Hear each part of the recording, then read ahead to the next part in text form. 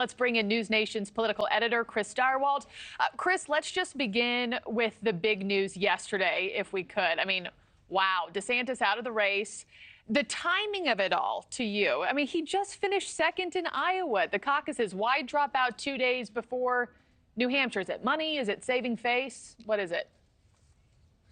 I mean, there's finishing second, and then there's finishing second. Ron DeSantis got smoked in Iowa.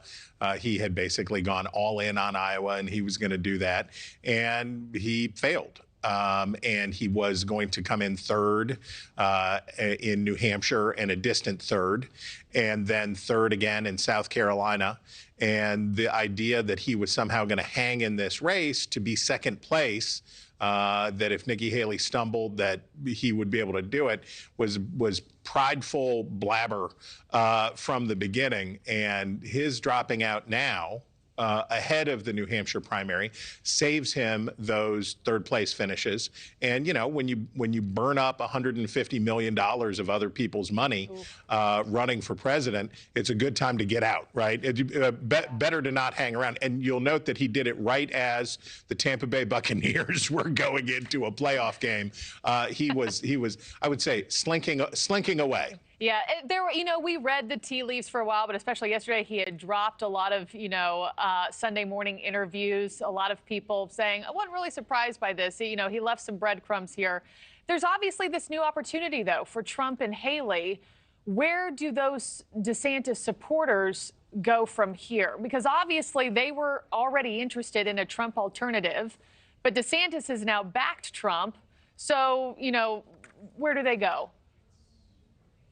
So DeSantis already gave up a ton of his voters to Donald Trump when almost a year ago, or in the spring of last year, DeSantis and Trump were running fairly evenly among Republicans.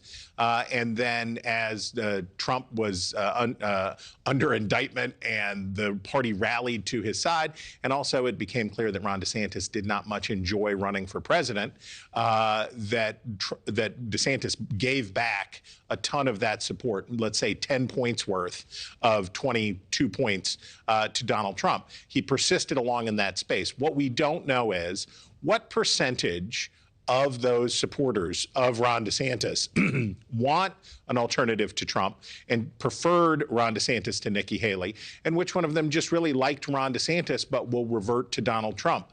I don't know what the exact number is.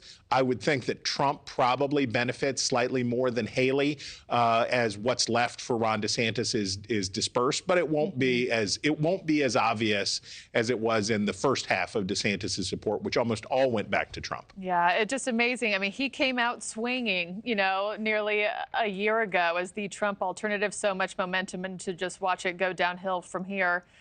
From there, I should say. And lastly, Chris, I can't let you go without extending a congratulations. You are joining the NewsNation lineup. You're about to launch a new Sunday show. It's going to be called The Hill on Sunday. What can viewers expect when they tune in? Well, bow ties. I don't know. What they can expect is that we will. What they can expect is that we will try to be honest with them and that we'll try to not insult their intelligence. They can expect that we will tell the truth and engage respectfully with people and have a broad variety of viewpoints. And hopefully people will leave smarter and people will leave feeling better about the country. How many bow ties you got, Chris Stirewalt? I just got to know your personal collection. I'm deep. I'm stacked. I'm running deep on these suckers. I can go long. I can go long. Well, can't wait to see which one you debut with. Congratulations once again. We are a better place and a better network because of you. Chris Stirewalt, thanks so much. Thanks for watching, everybody. Go to joinnn.com to find NewsNation on your television provider. Also, don't forget to click that red subscribe button below to get more of NewsNation's fact-driven, unbiased coverage.